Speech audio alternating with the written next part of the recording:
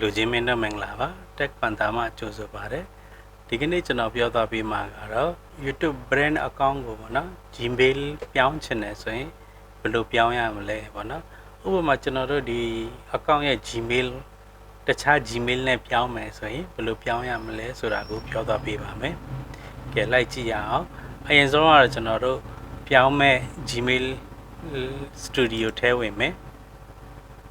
ဝင်ပြီးပြီဆိုရင်ဒီ dashboard ကိုလာမယ်ပေါ့နော် dashboard မှာဒီလိုရှိလိမ့်မယ်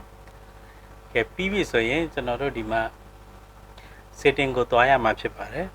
setting ကိုတစ်ချက်သွားမယ် setting ကိုသွားပြီးဆိုရင်ဒီမှာ channel ကိုသွားပါ channel ကနဲ့ advanced setting ကိုသွားမယ်ပြီးရင်ဒီမှာအောက်ကိုဆွဲချပါပြီးရင်ဒီမှာ manage YouTube account ဆိုတာရှိတယ်ဒီနေရာကိုတစ်ချက်သွားပါ manage YouTube account ကိုသွားရမှာဖြစ်ပါတယ်ကဲ manage YouTube account ကိုလာပြီးပြီဆိုရင်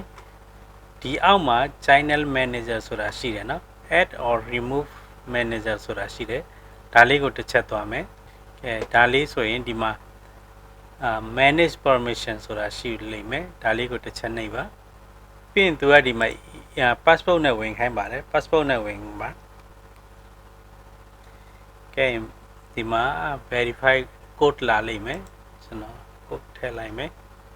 code ရောက်လာပါပြီပြီးရင် next ကိုနှိပ်မယ်ကဲဒီမှာထပ်ပြီးမှဒီနေရာရောက်လာပြီထပ်ပြီးမှဒါကိုပဲပြန်နှိပ်မယ်ကဲလောက်ဆက် owner ကတော့ဒါကြီးဖြစ်နေတယ်အဲဒီ email ကိုပြောင်းမယ် owner နောက်တစ်ခုပေါ့နော်ဒီမှာ invite new user ဆိုတာရှိတယ်ဒါလေးကိုတစ်ချက်နှိပ်မယ်ပြီးဒီမှာ email ထည့်ရမှာဖြစ်ပါတယ်နော်အခုကျွန်တော်တို့ဒီ channel email ဘယ် email တစ်ခုနဲ့ပြောင်းမလို့အဲ email ကိုထည့်ရမှာဖြစ်ပါတယ်ကျွန်တော်ဒီမှာဒီ email ကိုပြောင်းလိုက်ပါပြီဒီမှာထည့်လိုက်ပြီပြီးဒီမှာ choose your role ပေါ့နော်သူ့ကိုဘာထားမလို့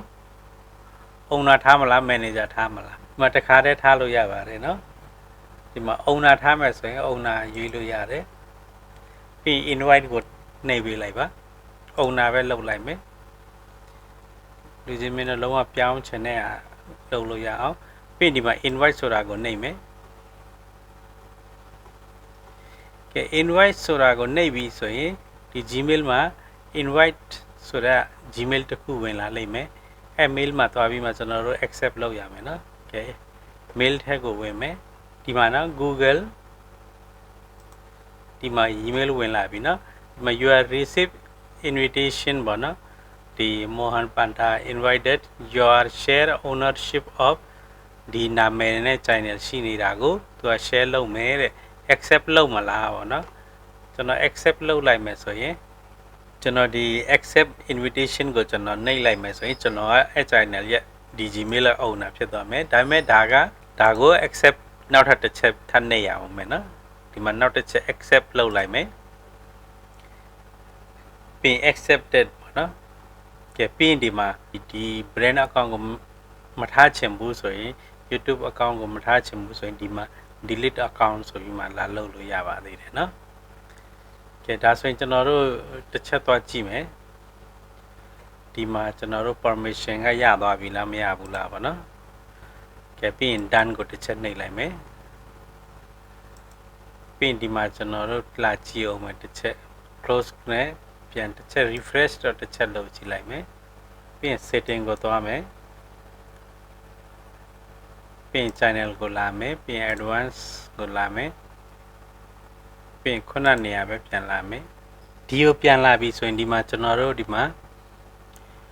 ဇာနီထွန်း owner ဆိုပြီးမှလာပါပြီเนาะဒါပေမဲ့တစ်ခုကဘာရှိသေးတော့ဆိုရင်ဒီမှာ primary owner ပေါ့เนาะ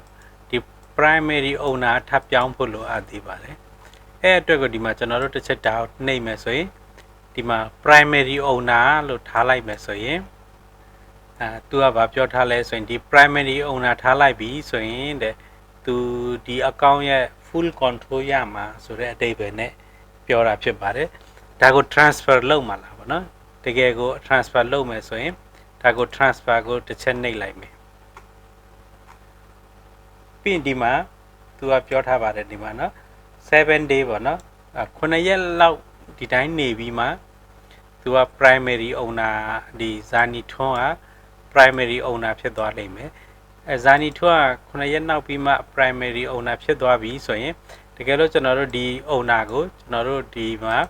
လာပြီးမှ manager ပေးချင်လဲပေးမဟုတ်ဘူးဆိုရင်လည်းဖြတ်မဲ့ဆိုလဲဖြတ်လို့ရပါတယ်เนาะဒီနေ့ပြောသွားပေးတာကတော့ကျွန်တော်တို့ Gmail လို့ပေါ့ YouTube ရဲ့ Gmail အဟောင်းကိုအသစ် Gmail ဘယ်လိုထည့်မလဲဘယ်လိုပြောင်းမလဲဆိုတာကိုပြောသွားပေးတာပါအားလုံးကိုကျေးဇူးတင်ပါတယ်